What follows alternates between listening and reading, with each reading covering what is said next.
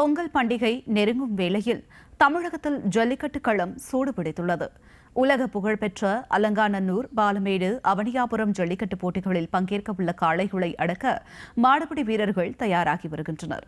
ஜல்லிக்கட்டு போட்டிகளில் பங்கேற்க தயாராகும் காளைகள் மற்றும் மாடுபிடி வீரர்கள் குறித்த செய்தி தொகுப்பை தற்போது பார்க்கலாம். தமிழர்களின் வீர விளையாட்டான ஜல்லிக்கட்டு போட்டி வெறும் விளையாட்டு மட்டுமின்றி தமிழர்களின் பண்பாட்டின் பிரதிபலிப்பாகவே பார்க்கப்படுகிறது. ஜல்லிக்கட்டு இளைஞர்களின் தனிமனித ஒழுக்கத்தையும் காளைகள் மீதான அன்பையும் வெளிப்படுத்தும் விதமாக அமைந்துள்ளது. ஜல்லிக்கட்டு போட்டியில் கலந்து கொண்டு காளைகளை அடக்குவது பரிசுக்காக மட்டுமின்றி வீரத்தை வெளிப்படுத்தும் வீர விளையாட்டாக திகழ்ந்து வருகிறது. மதுரையில் உலக புகழ்பெற்ற அலங்காநல்லூர், பாலமேடு, அவனியாபுரம் ஜல்லிக்கட்டு போட்டிகளில் கலந்து கொண்டு ஒரு காளையாவது அடக்கிவிட வேண்டும் என்பது ஒவ்வொரு மாடுபிடி வீரர்களின் வாழ்நாள் ஆசையாக இருக்கும். தொடர்ச்சியாக 2025ஆம் ஆண்டு முடிஞ்சிருச்சு, 26ஆம் ஆண்டு தொடங்க போது.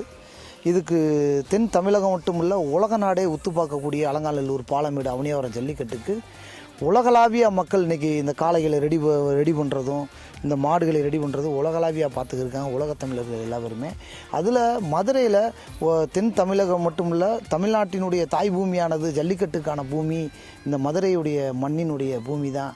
இந்த பூமியில் இந்த மாடுகளை ரெடி பண்ணுறதும் ஒரு காளை வீரர்களை ரெடி பண்ணுறதும் 1996லேருந்து 2025ஆம் ஆண்டு வரை பல மாடுகளை 4000 மாடுகளை பிடிச்சிருந்தால் கூட இன்றைக்கி ஏராளமான மாடுபிடி வீரர்களை 1450 வீரர்களை உருவாக்கியிருக்கோம். 1500 வீரருக்கு மேலே.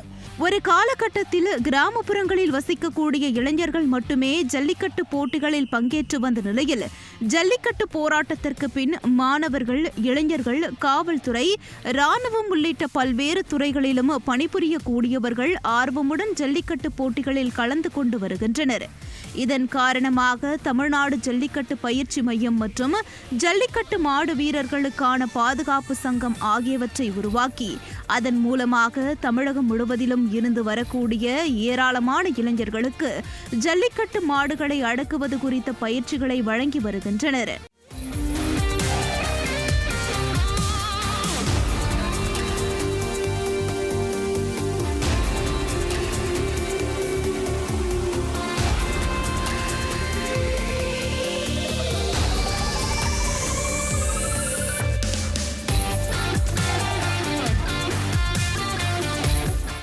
இந்த மையத்தில் எந்தவித கட்டணமின்றி வாடிவாசல் போன்ற மாதிரி வாடிவாசலை உருவாக்கி அதில் ஜல்லிக்கட்டு காளைகளை அவிழ்த்துவிட்டு இளைஞர்களுக்கு உரிய பாதுகாப்பு வழிமுறைகளை பின்பற்றி மாடுகளை எவ்வாறு அடக்க வேண்டும் என பயிற்சிகளை வழங்கி வருவதாக பயிற்சி மையத்தினர் தெரிவிக்கின்றனர். திருப்தியா மாடு நல்லா சாப்பிடணும், மிச்சம் வைக்காம சாப்பிடணும், வேஸ்ட் வைக்காம நாங்கள் சாப்பிட்ற மொழியா வேலைக்கு அதை டான் இற வச்சுருவோம்.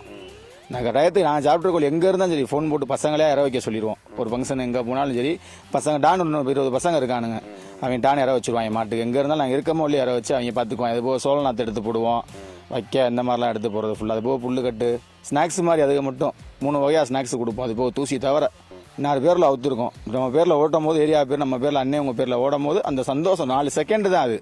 ஜல்லிக்கட்டில் பங்கேற்பதற்கான பல்வேறு ஆயத்த பயிற்சிகளை காளைகளுக்கும் காளை உரிமையாளர்கள் வழங்கி வருகின்றனர். 5 கிலோமீட்டர் நடைப்பயிற்சி, நீச்சல் பயிற்சி, மண் குத்துதல் உள்ளிட்ட பயிற்சிகளை காளைகளுக்கு வழங்கி வருவதாகவும் ஜல்லிக்கட்டு போட்டிகளில் விளையாடும் காளைகள் சோர்வு அடையாமல் இருக்க இது போன்ற பயிற்சிகள் வழங்கப்படுவதாக காளை உரிமையாளர்கள் தெரிவிக்கின்றனர். ஜல்லிக்கட்டு போட்டிகளில் பங்கேற்பது மகிழ்ச்சி அளிப்பதாகவும் போட்டிகளை எதிர்பார்த்து ஆவலுடன் இருப்பதாகவும் போட்டிகளில் பங்கேற்கும் காளையர்கள் தெரிவித்துள்ளனர். உலக புகழ்பெற்ற அலங்காநல்லூர், பாலமேடு, அவனியாபுரம் ஜல்லிக்கட்டு போட்டிகளில் பங்கேற்க உள்ள காளைகளும் காளையர்களும் ஆர்வமுடன் தயாராகி வருவதன் மூலம் தமிழகத்தில் ஜல்லிக்கட்டு களம் சூடுபிடித்துள்ளது.